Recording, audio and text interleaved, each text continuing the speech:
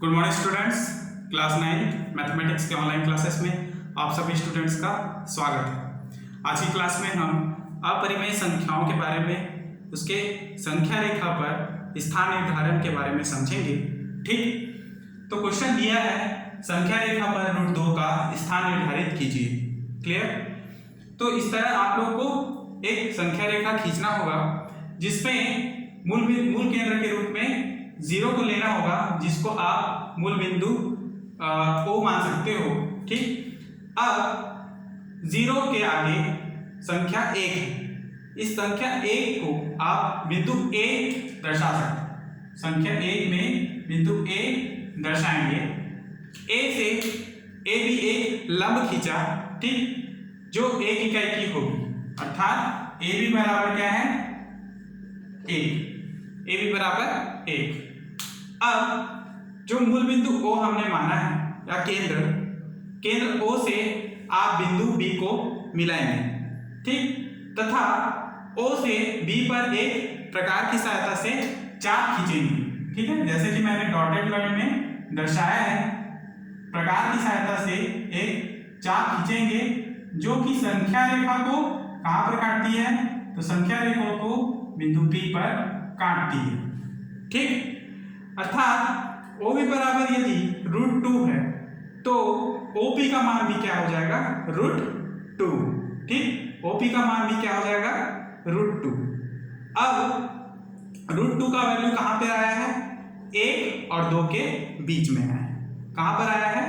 1 और 2 के बीच में आया है। तो इसके आगे √2 के आगे आपको √3 भी प्राप्त होगा। ठीक, उसके आगे आपको √4 भी प्राप्त होगा और √4 का वैल्यू बराबर क्या होता है? 2। √4 बराबर क्या होता है?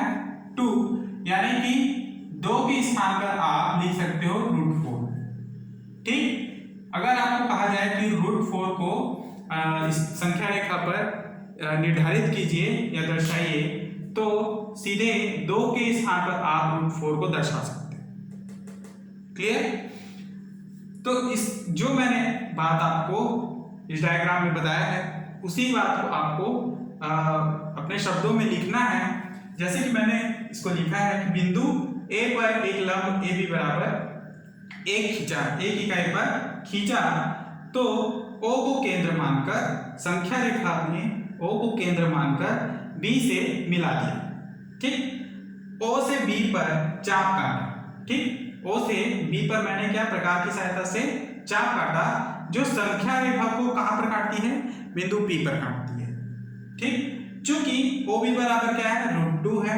ठीक है, आपको √2 का स्थान निर्धारण करना था, इसलिए OB बराबर क्या लिया मैंने? √2। अतः OP बराबर भी क्या हो जाएगा? √2। यहां पर OP बराबर √2 प्राप्त हुआ है, अर्थात √2 आपका स्थान निर्धारण हो गया। अर्थात संख्या रेखा में P एक ऐसा बिंदु है जहां √2 आएगा। क्लियर? अतः यहां कोई भी परिमेय संख्या नहीं आ सकता, क्योंकि √2 एक क्या है? अपरिमेय संख्या है। √2 अपरिमेय संख्या है। तो जितने भी अपरिमेय संख्याएं, जैसे कि मैंने √2 के बारे में बताया है, स्थान निर्धारित के बारे में, आप √3 के बारे में भी निकाल सकते हो, √5 का और √7 आदि अपरिमेय संख्याओं का स्थान निर्धारित संख्या रेखा पर कर सकते हो। ठीक, आगे बढ़ते हैं। अब कुछ क्वेश्चन दिए हैं जिसमें हमको दर्शाना है कि ये संख्याएं परिमेय है या अपरिमेय है।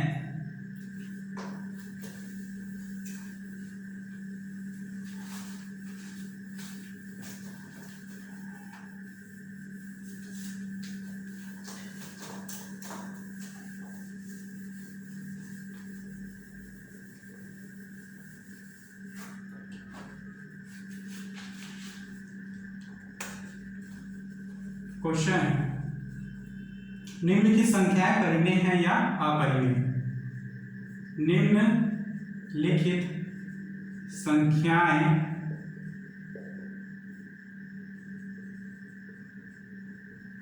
परिमेय है या अपरिमेय, यह आपको जांच करना है।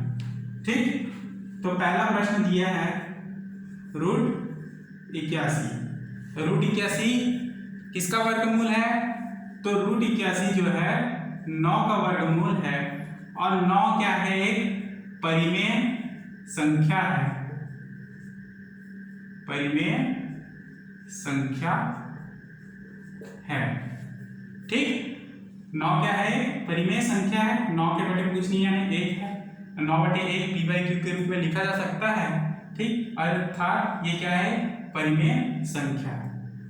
उसी प्रकार एक दूसरा क्वेश्चन है √11। √11 क्या है? एक अपूर्ण पूर्ण वर्ग नहीं है, सीधा पूर्ण वर्ग नहीं है, इसलिए यह अपरिमेय संख्या है। √11 क्या है? अपरिमेय संख्या है। ठीक, एक और क्वेश्चन देखते हैं ऋण 625। अब भाई 625 रूट 625 किसका वर्गमूल है? तो 25 का वर्गमूल है ना। ऋण 625 जो है ऋण 25 का वर्गमूल है, अतः यह क्या है? परिमेय संख्या है, परिमेय संख्या है। ठीक, तो इस प्रकार आप परिमेय व अपरिमेय संख्याओं को निकाल सकते हो। नेक्स्ट हम समझेंगे वास्तविक संख्या। अब यहां पर आप समझेंगे वास्तविक संख्या के बारे में। देखिए, हमारा जो चैप्टर का नाम ही है वास्तविक संख्या। ठीक, जिसमें हमने परिमेय व अपरिमेय संख्याओं के बारे में पढ़ा था। तो अभी तक हमने वास्तविक संख्या के बारे में नहीं समझा था, उसके पहले हमने परिमेय व अपरिमेय के संख्याओं के बारे में समझा है। ठीक है, तो परिमेय संख्याओं के बारे में बताने के बाद मैंने आप लोगों को अपरिमेय संख्याओं के बारे को समझाया। चूंकि परिमेय व अपरिमेय संख्याएं मिलकर ही वास्तविक संख्या बनता है, अर्थात वास्तविक संख्याएं ऐसी संख्याएं होती हैं जिसमें परिमेय व अपरिमेय संख्याओं दोनों को मिलाकर लिखा जाता है। ठीक, दोनों को मिलाकर लिखा जाता है, यानी परिमेय व अपरिमेय संख्याएं वाली संख्याएं एक वास्तविक संख्या होती है। ठीक, क्या लिखेंगे? परिमेय व अपरिमेय संख्याओं को मिलाकर बनी संख्या वास्तविक संख्या है। परिमेय व अपरिमेय संख्याओं को मिलाकर बनी संख्याओं को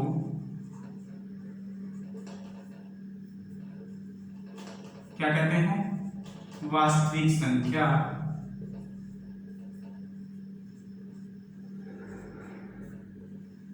कहते हैं।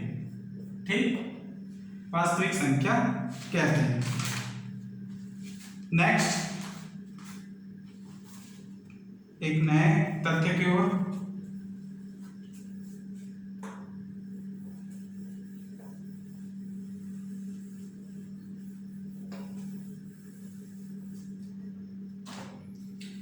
देखेंगे, दो अपरिमेय संख्याओं को आप जब जोड़ते, गुणा करते या भाग करते हो तो यह जरूरी नहीं होता है कि वह अपरिमेय संख्या ही प्राप्त हो। कुछ भी संख्या प्राप्त हो सकता है, मतलब कि अपरिमेय या परिमेय दोनों। ठीक, तो इस बात को आपको याद रखना है। नोट्स में पहला पॉइंट लिखना है कि दो अपरिमेय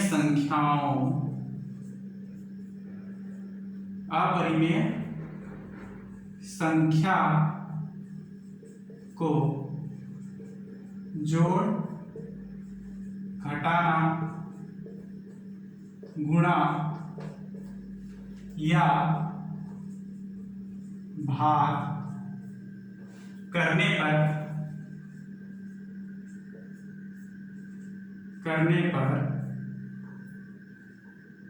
सदा परिमेय या अपरिमेय संख्या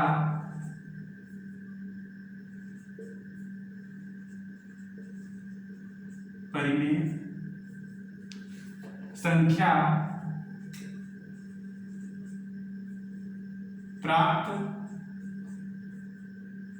होता है। ठीक, परिमेय या अपरिमेय कुछ भी संख्याएं प्राप्त हो सकती हैं।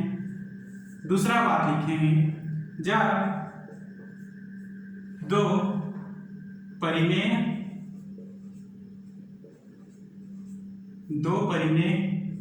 व अपरिमेय, है ना, परिमेय व अपरिमेय संख्या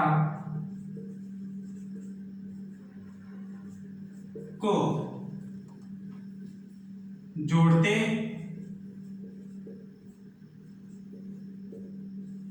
घटाते गुणा या भाग करते हैं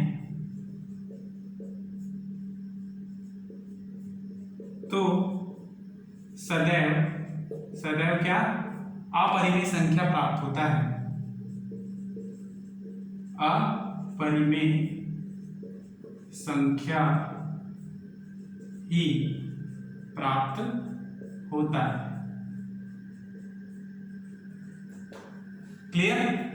जब दो परिमेय व अपरिमेय संख्याओं को आपस में जोड़, घटाना या गुणा भाग संक्रियाएं लगाते हैं तो ये क्या प्राप्त होता है? हमेशा अपरिमेय संख्या ही प्राप्त होता है।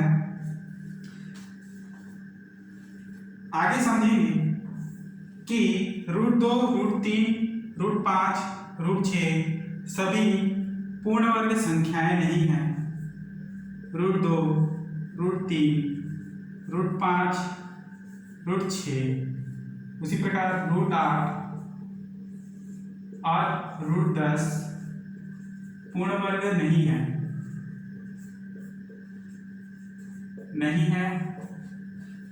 अतः क्या है? ये अपरिमेय है। इन बातों को आपको ध्यान में रखना है। ठीक है, 1 नंबर के क्वेश्चन में अक्सर आता है ये अपरिमेय है। ठीक,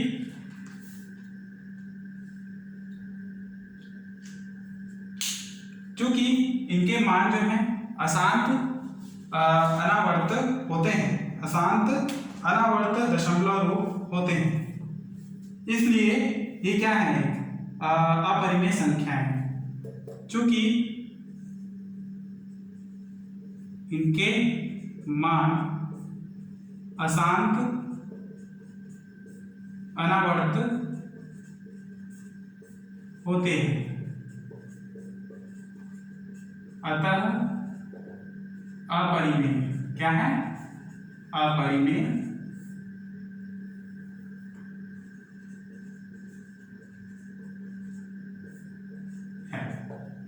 ठीक, आगे बढ़ेंगे। कुछ सूत्र मैं आप लोगों को समझाऊंगा, उस सूत्र को आप लोगों को नोट करना है और याद भी करना है। ठीक, इंपॉर्टेंट सूत्र हैं, जिनसे आपके क्वेश्चंस बनेंगे।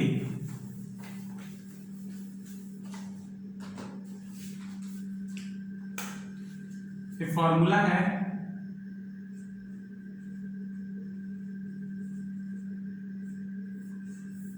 इसको आप लोगों को नोट कर लेना है। a√b प्लस c√b बराबर a प्लस c√b। दूसरा a√b माइनस c√b बराबर a माइनस b ब्रैकेट में a माइनस b√b। तीसरा √a बटे √b बराबर under root A upon B. इसी प्रकार चौथा, ब्रैकेट में A plus root B, bracket में रूट सी प्लस ये क्या है root A plus root B, bracket में root C plus root D, bracket close, बराबर अब अंदर गुणा करना है तो रूट ए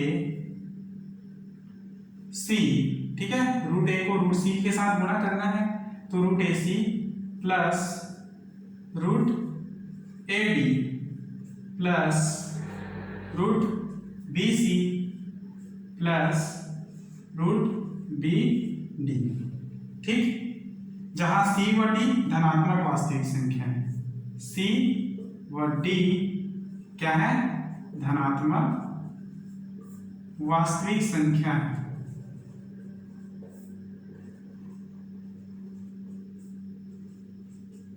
ठीक। फिर नेक्स्ट क्वेश्चन पांचवा, root A plus root B, bracket में फिर गुना ब्रैकेट में रूट ए माइनस रूट बी बराबर होगा ए माइनस बी, क्या ए माइनस बी। और छठवा है ए प्लस रूट बी, ब्रैकेट में ए माइनस रूट बी बराबर ए स्क्वायर बी, ठीक, ए स्क्वायर माइनस बी। ए स्क्वायर क्यों, ए स्क्वायर और माइनस चिन्ह रूट बी यानी कि बी, ठीक। रूट बी से आप इंटू करते हो तो क्या बी प्राप्त होगा, ठीक। तो ये एक सूत्र है, इनको आपको कॉपी में नोट करना है। एक क्वेश्चन हम समझेंगे, योग यानी कि अपरिमेय संख्याओं को योग, घटाना और गुणा भाग के बारे में पढ़ेंगे।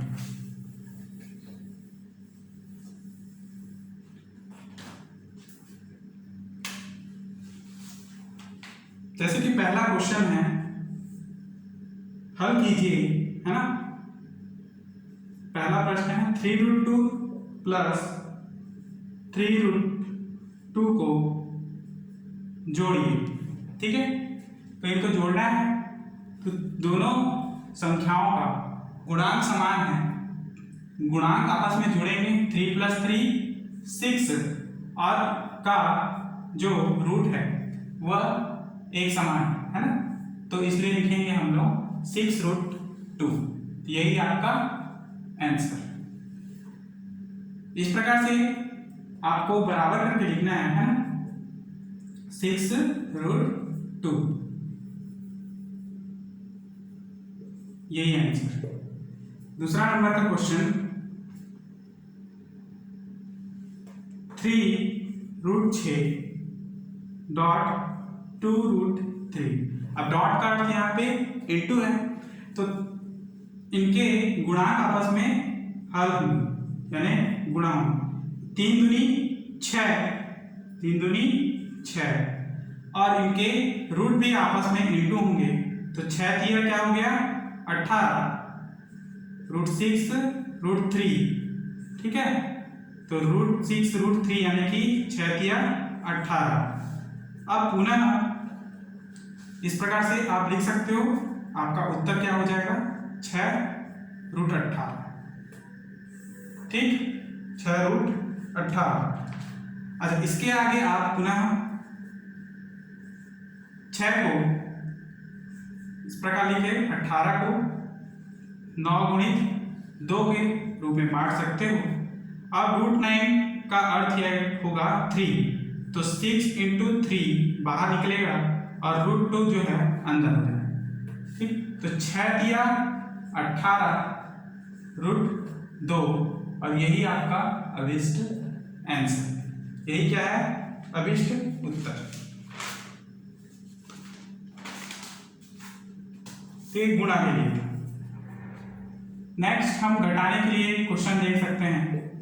क्वेश्चन है 5√3 प्लस 7√5 को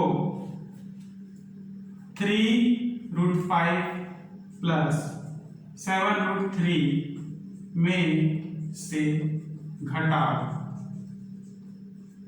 ठीक, अब इसे इसमें घटाना है तो पहला संख्या 3√5 प्लस 7√3 ब्रैकेट के अंदर लिखेंगे, माइनस चिन्ह चूंकि घटाना है इसलिए ब्रैकेट में 5√3 प्लस 7√5 ब्रैकेट क्लोज लिखेंगे 3√5 प्लस 7√3।